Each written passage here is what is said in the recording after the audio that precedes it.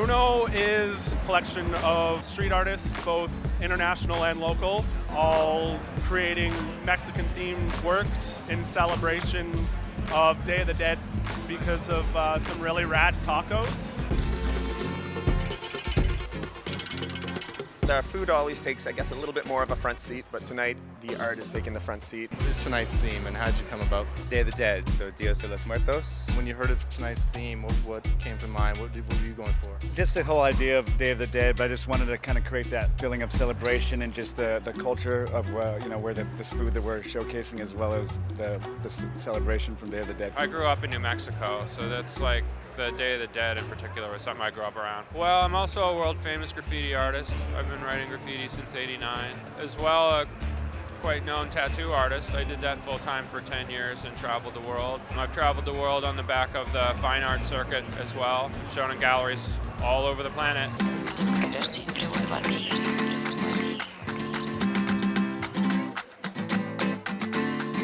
We've got a crew of foodies and art lovers, and I think hip-hop heads are going to be kind of showing up. We know a bunch of the artists here, know a bunch of the DJs, and so good food, good music, good drinks, and why not? So I brought my friend out, and we're going to have a good time. We're at the Evergreen Brickworks. It's a venue that we thought would be perfect. I see like Oliver Twist and his friends working here, building bricks back in the day, but now it's kind of been hijacked by like the youth of today, and this, has that Lower East Side kind of feel. It's a warehouse, but it's got grime and refined. I just think it's a beautiful backdrop, man. It's got raw, and it's just so perfect, right? It's got a bunch of history in its own, just like, never mind the art we brought, but the art that's just here. You're getting a drink and you're like, oh, it's amazing.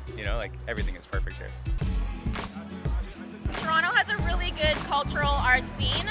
Tonight it's all about the street art, all about local artists mixing with international artists. So Mike Giant's here, Sam Flores is here. We're super excited to see these guys out. The diversity of Toronto is clearly represented. As far as high-level quality artwork is concerned, Toronto's got it going on. I think it's great. I'm just honored to be part of this whole movement and this whole thing up here.